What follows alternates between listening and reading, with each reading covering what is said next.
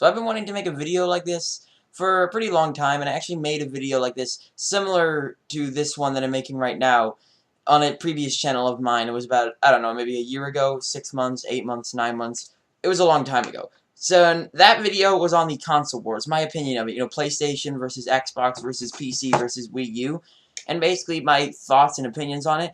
And today I thought I'd give you guys a little bit more of an in-depth, video on it, because in that video I discussed a lot, but it wasn't a very in-depth video. So today I thought I'd go a bit further into the console wars depth guide. So firstly, starting off, the console that I play on my choice right now, I'm currently playing on the Xbox One, and I love it. I don't think that it's better or worse than PlayStation. I like to get that out of the way right now. Is that I choose Xbox because, personally, I've had more experience with it before I even got the Xbox. Like, if someone mentioned video games, I'll instantly think, oh, Xbox or something, and that'll be just me. So when it said, oh, I wanted an Xbox One for this Christmas, I just automatically thought of it because that was a new Xbox that was coming out, and that's what everyone in school was talking about. So that just gave me more personal experience with Xbox. And nothing against PlayStation at all. I really do think that Xbox and PlayStation are similar competitors. I feel like they're pretty much the same.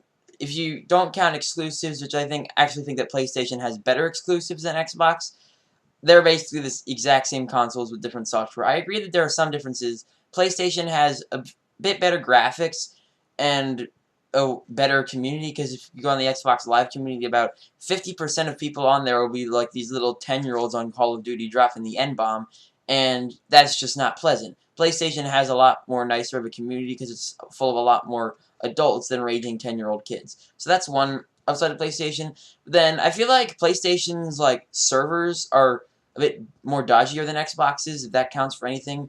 The point I'm trying to make is that there are just a few small differences between the two consoles in order to basically divide them up between each other or compare them between each other. So that's why I just think that they're the same. Now, as for PC, I believe that PC is probably is like the big brother of these two consoles, and it's like an Xbox and a PlayStation, but on steroids. I feel like PC gaming is so much better than both these consoles, just because of the sheer customization. You can get a lot more graphical power.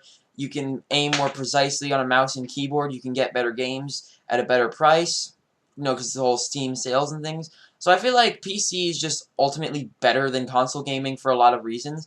Now, that doesn't make me one of these PC master race jerk-offs that think that PC is the best thing out there. When in reality, I think that PC is good. I also like consoles a lot, so I'm not really particularly tilted one way or another.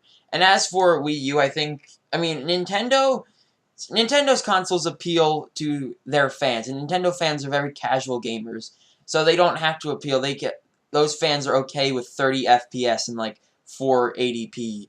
But if you gave an Xbox or PlayStation fan or even a PC fan a Wii U, they probably wouldn't be happy with it. One, because a lot of these console gamers only play games like Call of Duty and not games like Mario, so it's a big difference, because Nintendo has a lot more casual fans, and Xbox and PlayStation are a lot more hardcore gamer fans, and I think that is really the main difference between these two. I also feel like PlayStation has a better controller than Xbox, which I don't know if that accounts for anything in terms of which is better than another. I just feel like PlayStation has a better controller than Xbox, except I don't think, I mean, I don't have a lot of experience with PlayStation 4, but from what I've heard a lot of people say, almost every people say, oh, PlayStation controllers are way better, Xbox One controllers are trash, and I agree that the Xbox One controllers can be a bit dodgy at sometimes. I don't think that they're horrible, but they're not great, and I definitely think the PlayStation beats them in the controller department, mostly because I feel like they're better to aim with, they're smoother, they're sleeker, and I feel like that's just a better thing that you want controllers to be as. I also feel like, as I previously mentioned this before, PlayStation has a lot better of exclusives. Back in the day, back 2006, 2007, Xbox had a lot better exclusives. So that was about the time that Halo 3 was out, which was the last good Halo, in my opinion. Halo 4 was okay, Halo 5 was complete trash. And then, that was back in the days when Xbox also still have Tomb Raider, we still have Forza, we have Gears of War.